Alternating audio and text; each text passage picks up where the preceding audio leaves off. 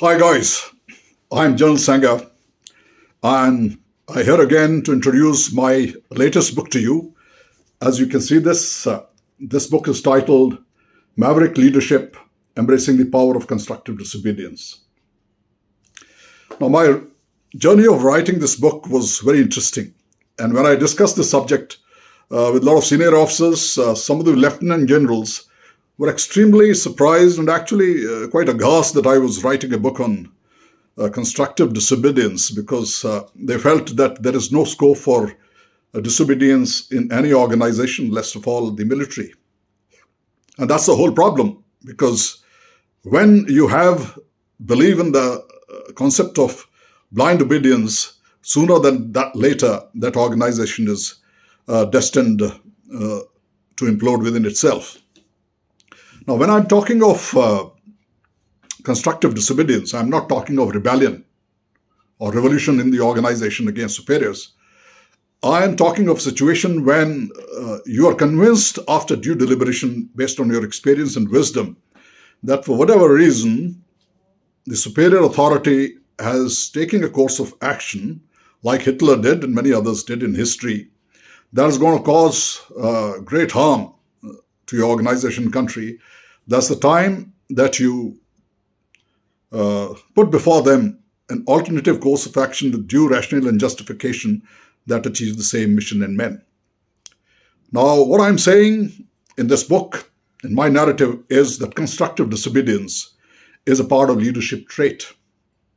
Have you not been told that character, integrity, choosing the harder right rather than the easier wrong, standing for your conviction, are parts of leadership trait? They're part of character. And that is what I'm saying, that when you choose the route of constructive disobedience, you are exercising your leadership, which is so important in senior position. Now, in support of my theory, there are a number of case studies that I've talked about in this book. We start with the My Lai massacre in Vietnam. There was a whole lot of people, right from Div Commander, everybody concealed that incident where 500 odd unarmed civilian children and babies were slaughtered by the American army. There was one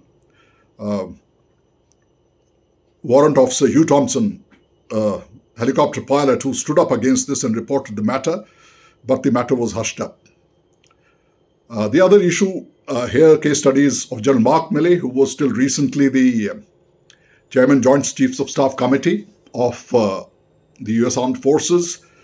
He deliberately resorted to positive defiance and disobeyed or did not execute certain orders that his President Donald Trump wanted him to, just to keep the army and himself out of domestic politics.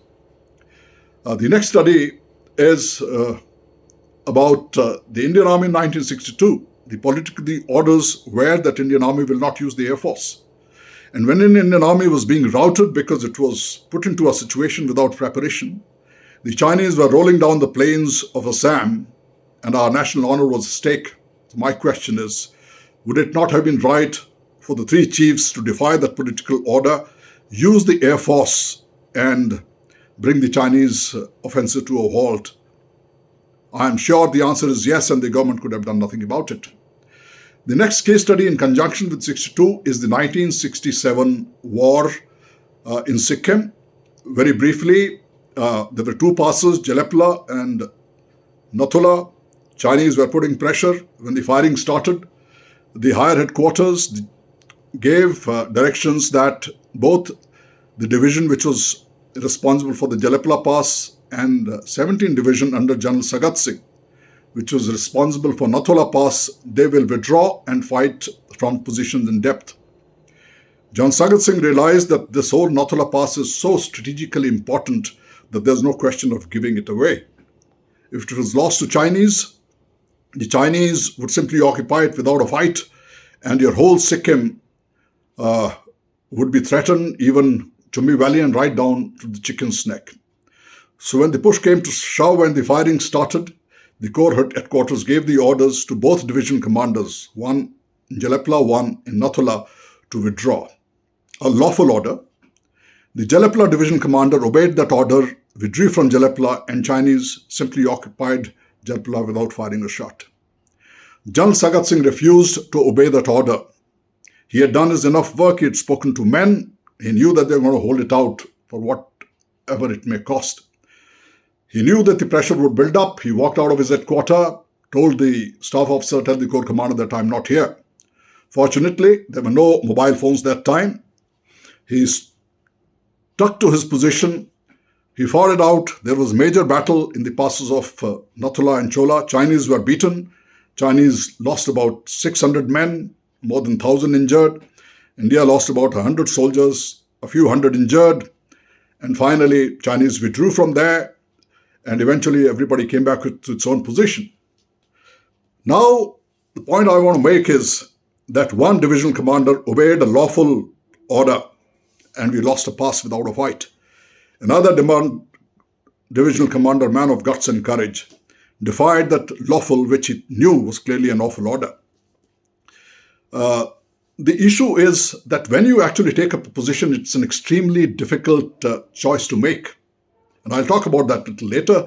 The other case studies in this book are about corporate and the religious leaders, where the blind obedience in corporate actually led to the destruction, even deaths of their own employees. So you can read about that.